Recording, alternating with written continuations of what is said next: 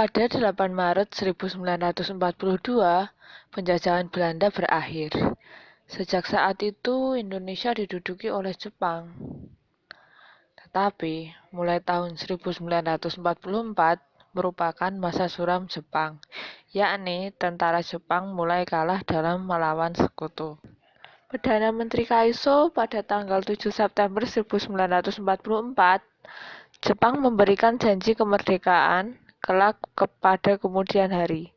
Hari ini untuk menarik simpati bangsa Indonesia agar bersedia membantu Jepang dalam melawan tentara sekutu. Pada 8 September 1944, bendera dan lagu kebangsaan boleh disejajarkan. Pada 1 Maret 1945,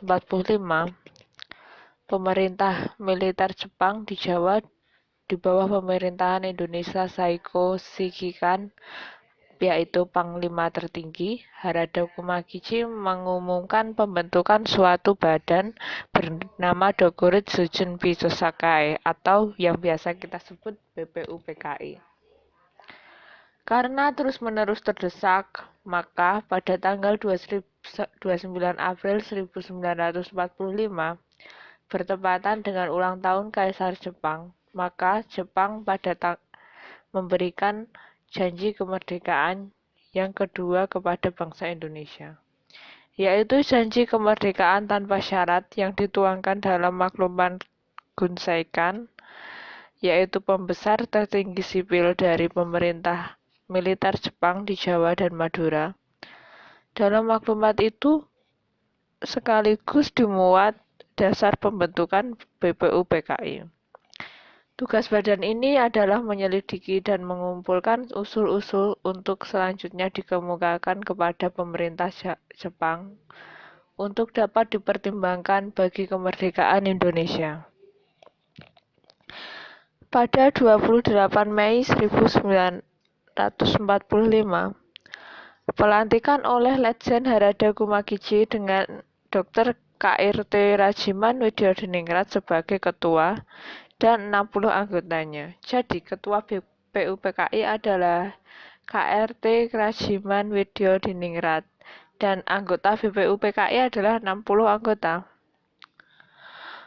BPUPKI melaksanakan sidang 2 kali, yaitu sidang pertama pada 29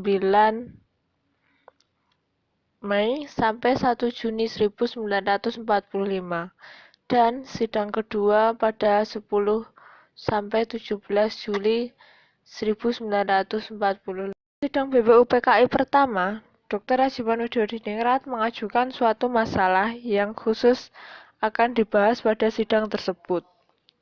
Masalah tersebut adalah calon rumusan dasar negara yang akan dibentuk. Kemudian terpilih pada sidang tersebut 3 orang pembicara, yaitu Muhammad Yamin, Supomo, dan Soekarno. Pada tanggal 29 Mei 1945, Muhammad Yamin mengemukakan pemikiran tentang dasar negara yang berisikan 5 asas dari dasar negara Indonesia, yaitu peri kebangsaan, peri kemanusiaan, peri ketuhanan, peri kerakyatan, dan kesejahteraan sosial. Setelah berpidato, beliau juga mengajukan usul secara tertulis mengenai rancangan Undang-Undang Dasar Republik Indonesia yang juga terdiri atas 5 hal, yaitu ketuhanan yang Maha Esa, persatuan Indonesia, rasa kemanusiaan yang adil dan beradab, kerakyatan yang dipimpin oleh hikmat kebijaksanaan dalam permusyawaratan perwakilan, serta keadilan sosial bagi seluruh rakyat Indonesia. Itu semua dikemukakan oleh Muhammad Yamin. Kemudian pada tanggal 31 Mei 1945, Profesor Dr. Supomo mengemukakan dasar negara, yaitu persatuan, kekeluargaan, keseimbangan lahir dan batin, musyawarah, keadilan rakyat.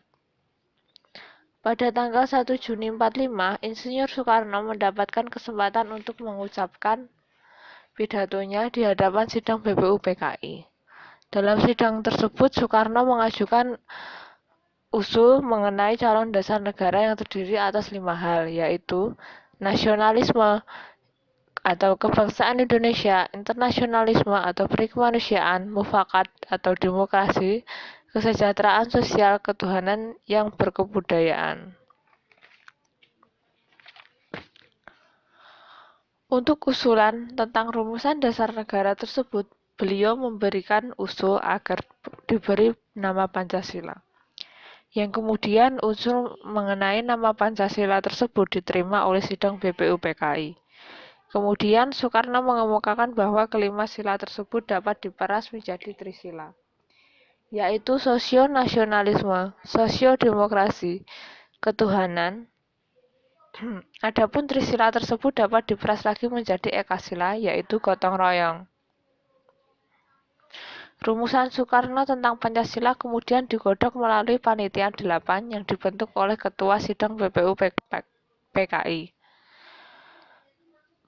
Panitia 8 juga menampung usul-usul yang masuk antara lainnya dan memeriksanya serta melaporkan kepada Sidang Pleno BPUPKI. Tiap-tiap anggota diberi kesempatan mengajukan usul secara tertulis, paling lambat sampai tanggal 20 Juni 1945. Anggota Panitia 8 yaitu Insinyur Soekarno sebagai ketua, serta Ki Bagus Hadikusumo, Wahid Hasyim, Muhammad Yamin, Sutarjo Karto Hadikusumo, Maramis, Otto Iskandar-Dinata, serta Muhammad Hatta. Pada tanggal 22 Juni 1945, diadakan rapat gabungan antara panitia kecil dan para anggota BPUPKI yang berdomisili di Jakarta dan menghasilkan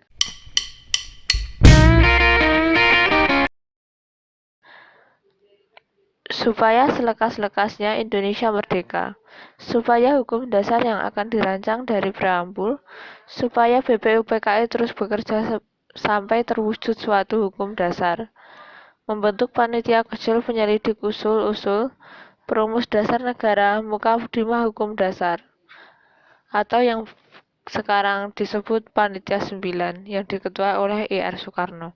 Nah, Panitia 9 ini disebut juga Dokuritsu Junbi Chiyosakai, yang anggotanya terdiri atas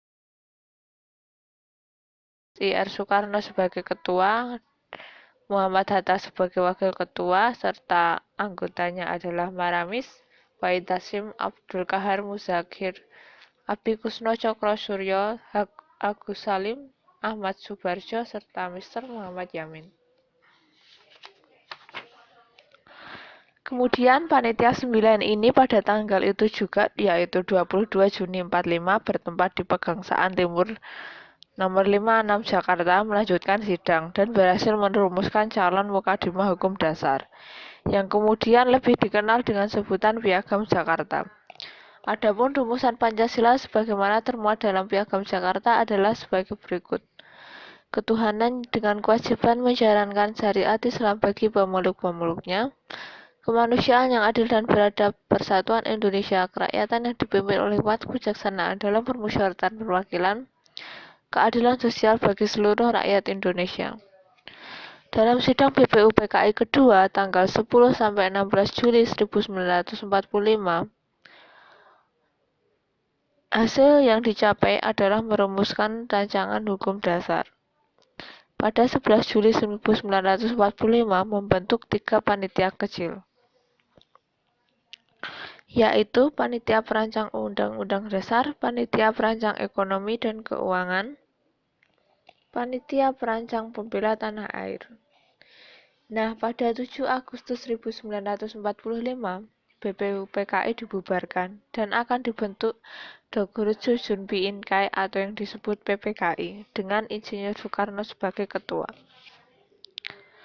Pada 9 Agustus 45 dibentuk Panitia Persiapan Kemerdekaan Indonesia (PPKI).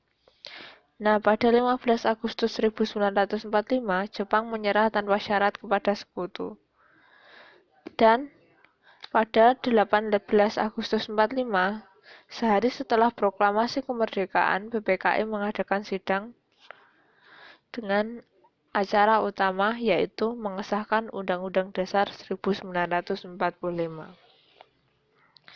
serta memilih presiden dan wakil presiden pertama. serta menetapkan berdirinya Komite Nasional Indonesia Pusat sebagai musyawarah darurat.